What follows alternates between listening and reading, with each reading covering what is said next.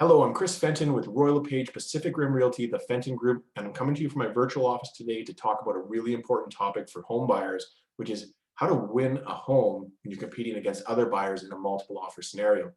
Now, before I begin, I'll tell you a little bit about myself so you understand my perspective. I am the owner of Royal LePage Pacific Rim Realty, the Fenton Group. I am also the listing agent. So I've been working exclusively on behalf of sellers for many, many years now. And my point of view comes from the point of view of people selling real estate.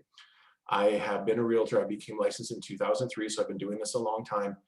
And the last 4 years, I've been honored to be part of the Royal LePage National Chairman's Club, which honors the top 1% of realtors in the country. So I've been doing this a long time and I sell a lot of listings.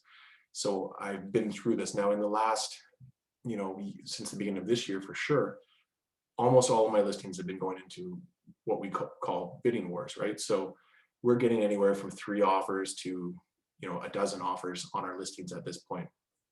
And what happens from a seller's perspective is a seller sits down with their agent, we open all of the offers and we look at them all, and the seller is going to pick the one that they feel is strongest, usually in terms of price, but in terms of a lot of things, and I'm going to get into that. So the first thing, if you want to win one of these situations, and I use the word win on purpose because that's what has to happen here, you have to think about, how am I going to win this home? So in order to do that, there's a lot we have to think about. And the first thing I want you to think about is you only want to win the home if it's the right home for you. Now, what I mean by that is, if you're going in and there's going to be 10 other offers and you love that house, it's perfect for you, it's the house you really want, then you're going to really want to think about what it's going to take to win this, because in a rising market where prices are going up on a monthly, maybe weekly basis, if you don't get this house, you may end up paying quite a bit more money for the next house that comes along that's perfect. On the flip side, if the house isn't perfect for you, you might not want to be quite as aggressive, because you might be okay from walking away from that house if you don't get it at a great price that you think is a great price. So I just want to encourage you to kind of follow your gut, make your decision by what your gut's telling you. If this is the perfect house, think about how you're going to win it. So I'm going to go through this assuming it's the perfect house and this is the one you want.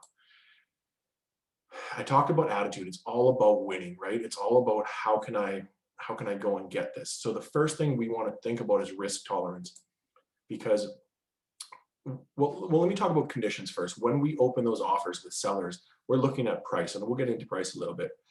We're looking at deposits, we're looking at closing dates. But one of the really important factors for a seller is what conditions are on the contract. How likely do they feel that this contract is going to complete, is actually going to go through? So if an offer comes in with a financing condition, an inspection condition, an insurance condition, and a bunch of other conditions, they're going to probably feel it's a little less strong than an offer that comes in with no conditions or less conditions. Now, these conditions are there for a reason. They are there to protect you as a buyer. And a financing condition is to protect you, to make sure you can get financing, because if you go in with an unconditional offer and you get accepted and you can't get a mortgage, you're going to be in a bad spot. You're going to be in some legal trouble. So I want to talk about risk tolerance. When you're thinking about, am I going to put a financing clause in, because sometimes not having a financing clause in will certainly help your offer. You want to be really, really sure that you can get financing. So do you have 5% down? Do you have 25% down? If the appraisal comes in and the appraiser appraises it lower than maybe he should have, do you have the extra money to make these things up? These are all conversations you need to have with your buyer's agent and you need to have with your mortgage broker. If you are going to put a financing condition in, make sure you send your offer with a pre-approval letter from your mortgage broker saying you're pre-approved up into this amount. And now we're really just looking at an appraisal. So that's financing. On the inspection side, if you think you want to waive an inspection in order to win a multiple offer scenario, first of all, think about getting an inspection done before you put your offer in. Yes, you're risking the cost. You may spend the money, the hundreds of dollars it takes to get an inspection and then still lose the multiple offer scenario.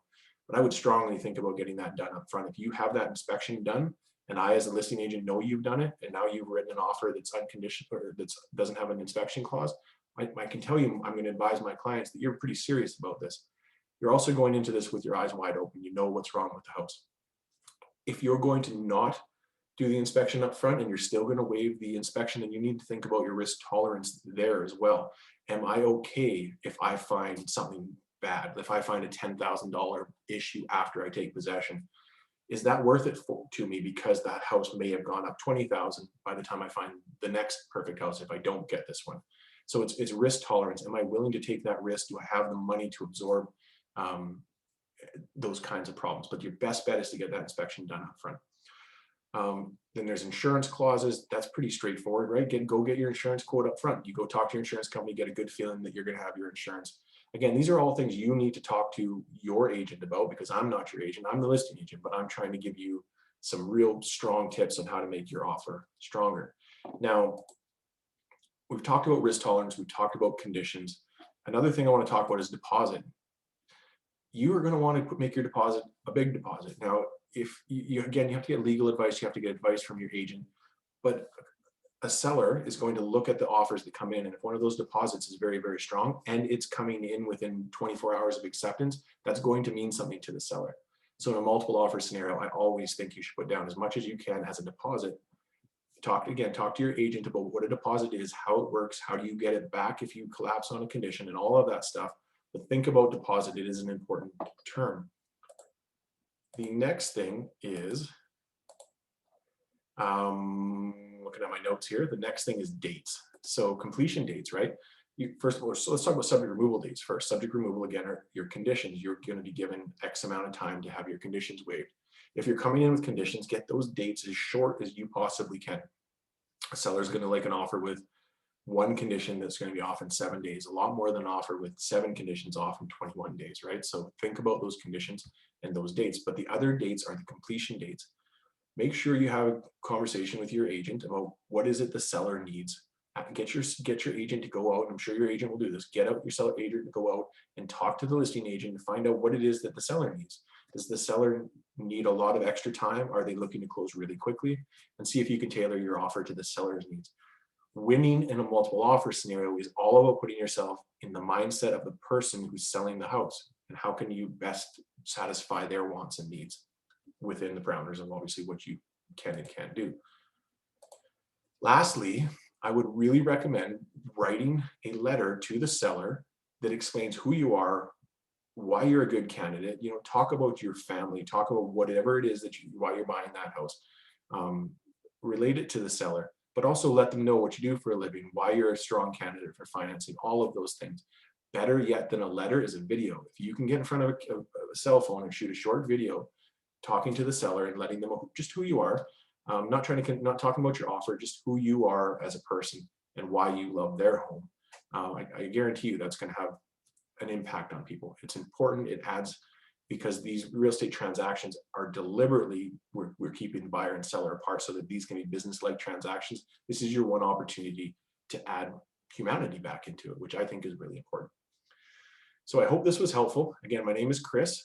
If you are looking to buy a home on Vancouver Island, I have a bunch of great buyer's agents, dedicated buyer's agents who work exclusively with buyers that work Vancouver Island, and they would love to hear from you. You can call 250-723-8786, and one of our buyer's agents would love to give you a free consultation. I hope this was helpful. You take care, and good luck in the next multiple offer scenario.